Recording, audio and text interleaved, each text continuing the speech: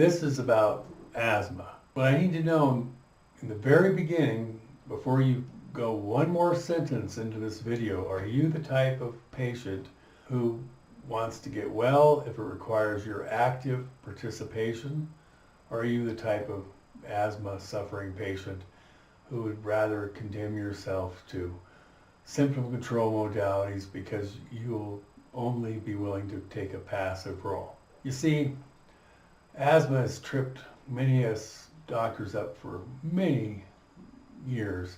I'm taught to believe by implication the allergen is usually in the environment, so take your immune modulating medicine.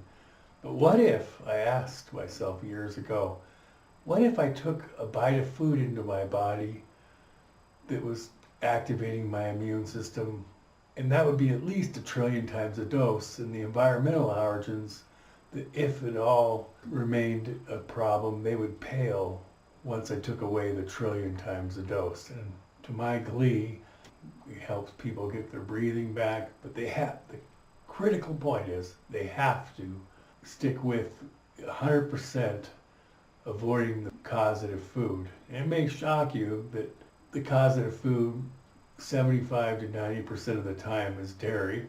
And then it may even further shock you that many of the asthma medicines contain dairy as a filler or in the propellant of the inhaler, and that obviously is counterproductive if you ever want to get off of your medication, because when the medicine starts wearing off because it contains trace dairy, it perpetuates your disease. So there are some asthma medicines that do not contain dairy.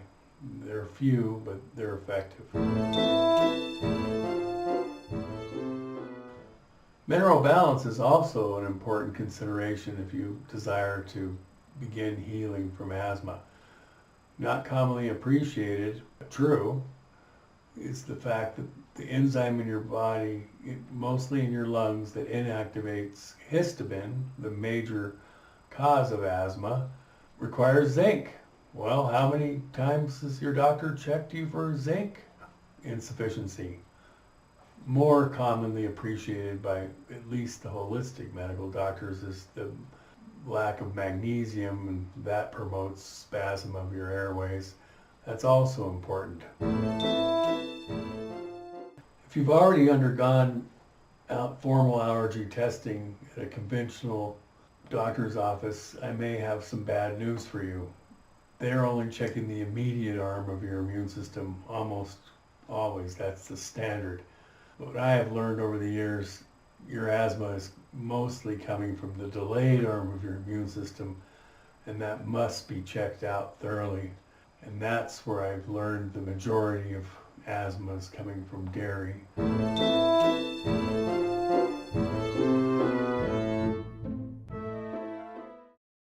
If the topics in this video intrigue you, you have a few choices. You can get on my website and purchase a few articles, maybe buy a book or two, or you can make an appointment.